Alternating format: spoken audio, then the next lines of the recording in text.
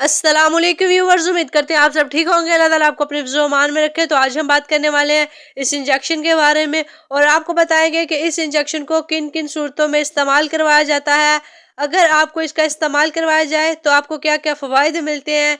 इसके अलावा इसके साइड इफ़ेक्ट्स और तरीका इस्तेमाल के भी बारे में आपको बताएंगे। तो सबसे पहले उन कंडीशंस पे आ जाते हैं कि जिन कंडीशंस में इस इंजेक्शन का इस्तेमाल करवाया जाता है।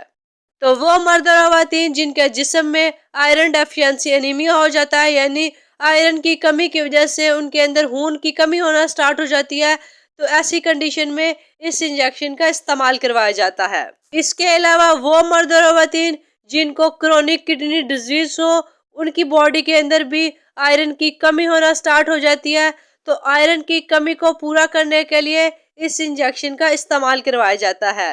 इसके अलावा इस इंजेक्शन का इस्तेमाल उन मर्द और ख़वातीन को करवाया जाता है जिनका किसी एक्सीडेंट की वजह से बहुत ज़्यादा ब्लड निकल गया हो, या वो ख़वातीन जिनको पीरियड्स के दौरान हैवी ब्लीडिंग होती है, उनमें भी जो है वो आयरन की कमी देखने में मिलती है।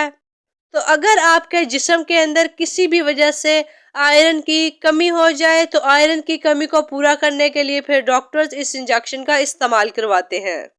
जब आपको इस इंजेक्शन का इस्तेमाल करवाया जाता है तो इसका इस्तेमाल करने से जो सबसे पहला फ़ायदा आपको मिलता है वो ये है कि आपको जो आयरन डेफिशिएंसी एनीमिया का मसला आ रहा होता है उसमें कमी आती है। उसके अलावा आपका जो HB लेवल होता है वो इंक्रीज़ होता है। इसके अलावा आपकी जो ऑक्सीजन की डिलीवरी होती है टिश्यूज़ तक वो इम्प्रूव होती है। इसके अलावा आपके जिस्म का एनर्जी लेवल इंक्रीज़ होता है, इन्हेंस होता है। इसके अलावा आपकी जो थकावट होती है, आपको जिस्म में जो थकावट महसूस होती है उसमें कमी आती है।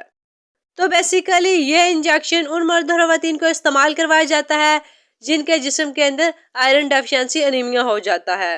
आयरन की कमी की वजह से अगर आपके जिस्म में खून की कमी हो जाए तो फिर आपको डॉक्टर्स इस इंजेक्शन का इस्तेमाल करवा सकते हैं।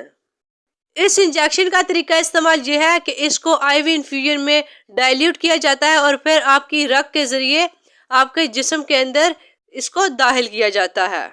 अगर बात करें इसके साइड इफ़ेक्ट्स के बारे में, तो जब आपको इसका इस्तेमाल करवाया जाता है तो बहुत सारे पेशेंट्स में हाइपर सेंसिटिविटी का प्रॉब्लम देखने में मिलता है। इसके अलावा बहुत सारे पेशेंट्स में एलर्जिक रिएक्शंस भी देखने में मिलते हैं।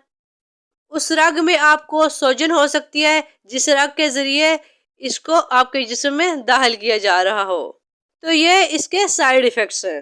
बाकी अगर आपको किसी भी डिजीज़ के बारे में या किसी भी मेडिसिन के बारे में कोई इन्फॉर्मेशन चाहिए तो आप कमेंट्स में शेयर कर सकते हैं ताकि हम आपकी प्रॉब्लम्स को सॉल्व कर सकें और आप एक हैप्पी हेल्दी लाइफ गुजार सकें। वीडियो अच्छी लगी तो चैनल को लाइक, सब्सक्राइब और शेयर करना मत भूलिएगा।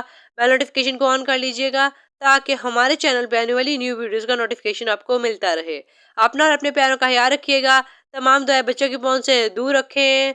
अल्लाह हाफिज़।